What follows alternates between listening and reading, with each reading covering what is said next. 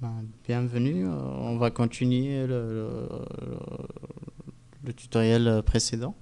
Donc, comme on a dit, on va créer la librairie router, donc la classe router. Donc, on va créer un nouveau file. Donc, router.class.php.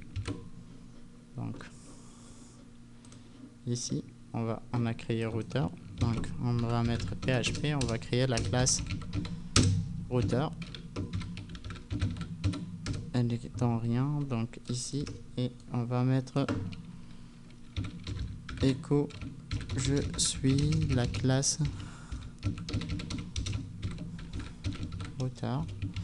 Donc on est bien. Donc on va revenir à notre fameux fichier config.class.php. Donc ici on va supprimer le constructeur par défaut. On va définir une variable protected qui est $setting où on va stocker nos settings. Donc c'est un tableau, c'est un array vide. Donc on va commencer par créer une méthode get et une méthode set. Donc public ou directement function. On va mettre statique. Donc on va rendre ça en statique aussi. Donc ici ce sera get et $.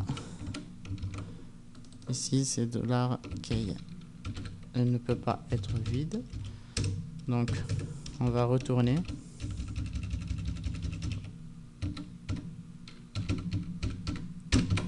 On va return iset. Donc if iset. Donc if iset self $de setting de $key si oui. Donc on va retourner self deux points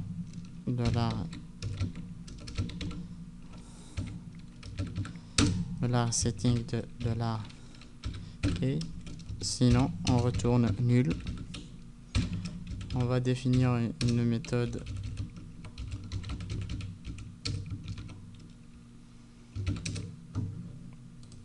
qui s'appelle set. On va mettre un key et un $value. Donc cette classe, elle va nous permettre de définir toutes les configurations nécessaires pour notre application. Donc ici, on va mettre self $setting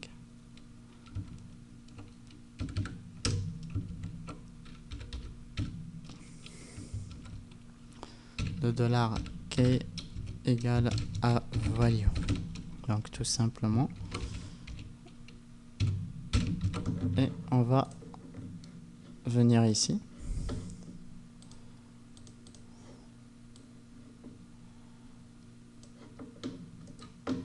C'est pas grave. Donc on va venir dans init. Ou si vous voulez dans index. Dans notre index et on va require ce fichier. Donc ce sera config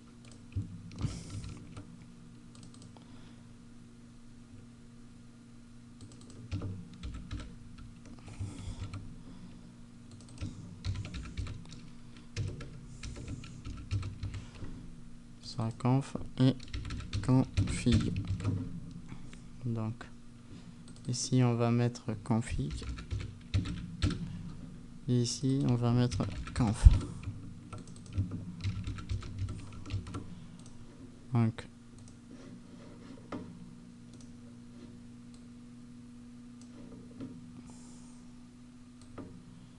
comme vous voyez ici, il ne trouve pas le fichier config.php. Donc on va le créer. New file config.php.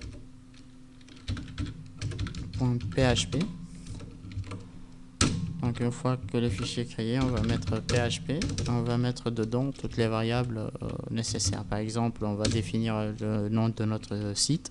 Donc on va mettre config config de points, on va mettre 7. Donc on a une variable qui s'appelle site name par exemple, et on va définir par exemple mini MVC. On va le mettre comme ça. On va mettre par exemple par Anis Magdouli. Donc voilà. On définit par exemple config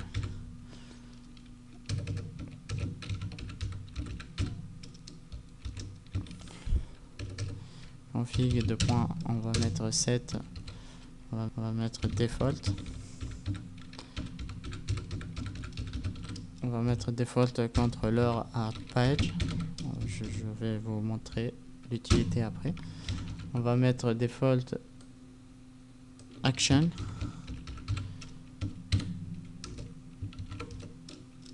On va le mettre à index. Donc voilà, pour faire l'appel après, ce sera simple. Ce sera ici, mettre config ou echo config deux points. On va mettre get site name.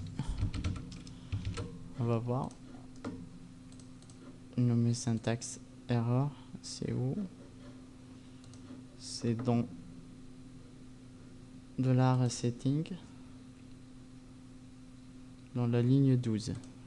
Il la trouve où? Config dans la ligne 12. Set self à deux points ici.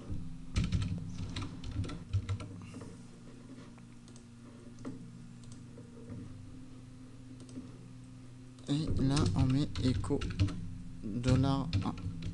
Et comme vous le voyez ici, MVC développé par Anis Magdouli. Donc voilà, maintenant on va accéder à notre classe router. Donc on va définir un protected $URI. Donc cette classe va jouer le rôle d'un dispatcher. Donc ici on va extraire les variables de l'URL. Donc on va extraire l'URL, on va extraire le contrôleur, l'action et les paramètres, et on va les retourner, donc qu'on va utiliser après dans les autres classes. Donc pour cela on a créé $URI, on va créer $controller et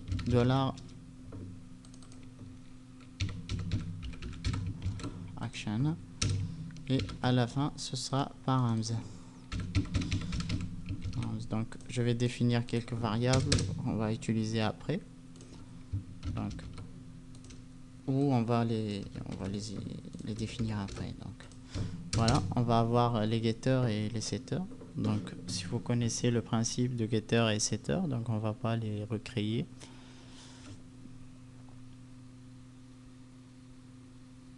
Donc c'est ici, donc on va les récupérer, contrôleur, URI, action et param.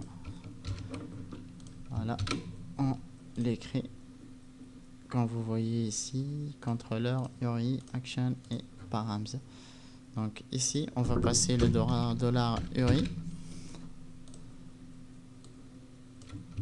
Donc et on va vardumper $URI.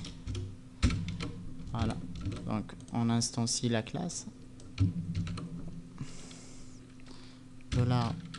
$route égale router, voilà, new router plutôt,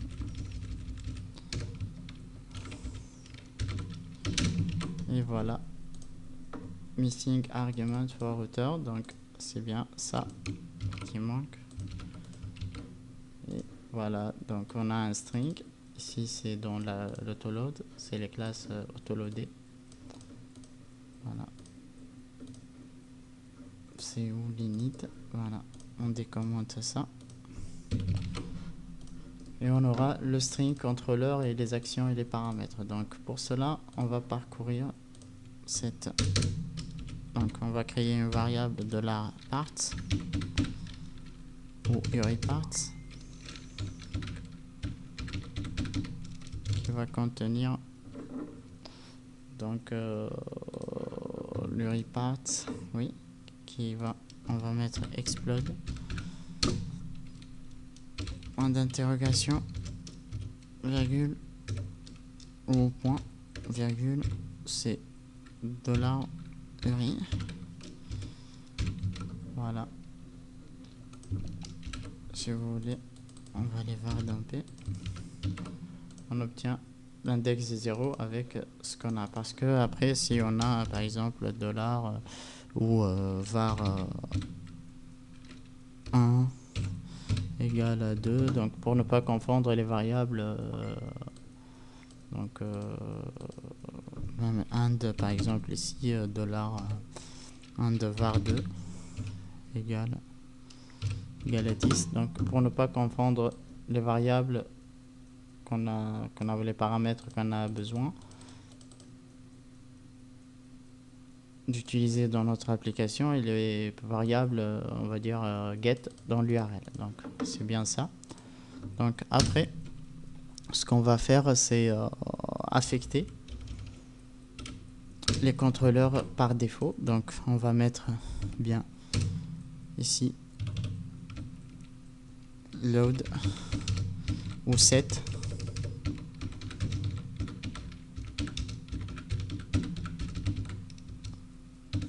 controller and action. Donc comme on l'a défini dans le fichier config, on a ces deux. Donc on va mettre ça dans router. Donc $vis controller égale config de point get, et on va avoir, donc je vais coller ça juste là, copier ça et mettre ici action, copier les deux et les mettre ici. Voilà. Donc je vais descendre ça un peu en bas. Donc on va définir une variable path, $path égale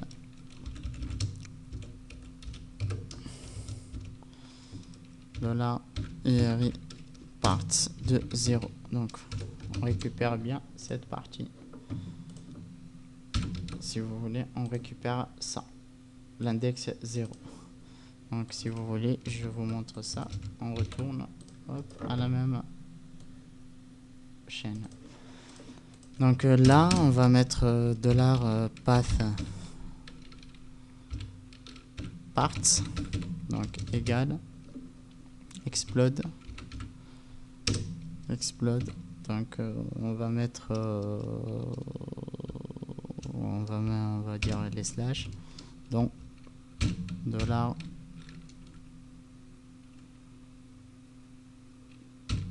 $path. Voilà. Donc on va obtenir un tableau qui contient les paths, donc ce sera contrôleur, action et les autres. Donc comme vous voyez ici, contrôleur, action, param 0, param 1, 3, voilà. Donc maintenant on va affecter les contrôleurs si il existe, bien sûr. Donc on va me dire donc if count, donc si il existe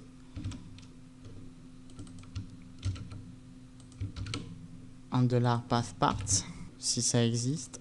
Donc on va tester if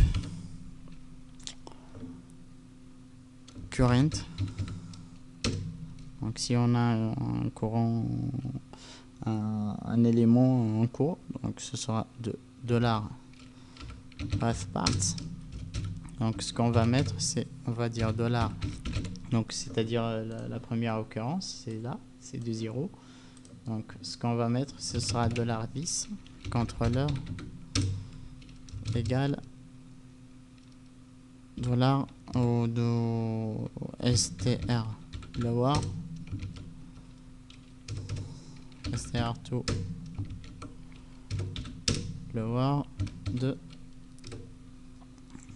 count de current plutôt de $path parts. C'est bien ça. Et on va echo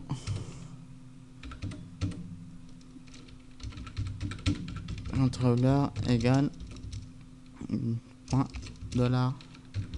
$vis controller et on verra. On va voir ici, voilà. Donc si on passe après à l'élément suivant, donc if, en fait c'est la même condition, sauf que ici avant on doit mettre un array shift de $path parts. Donc après, quand vous voyez ici le contrôleur, on va mettre un BR si vous voulez pour voir mieux. Donc si on récupère le premier index ici, ce sera le contrôleur. Donc ici on a contrôleur égale le contrôleur, on a fait un array shift, donc on passe à action. Donc ici on peut mettre action, on récupère l'action et on va mettre action, et ici on retourne l'action. Voilà, donc on récupère l'action et à la fin, donc ce qui reste c'est $vis.params égale à $path parts. Donc, et on va mettre echo, ou ici on peut, parce que c'est un array, donc on met vardamp, donc de $vardamp $vis.params.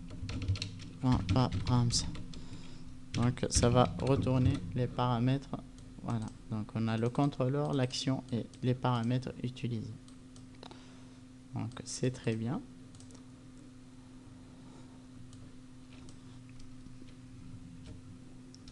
Donc on va supprimer ça. On va décommenter.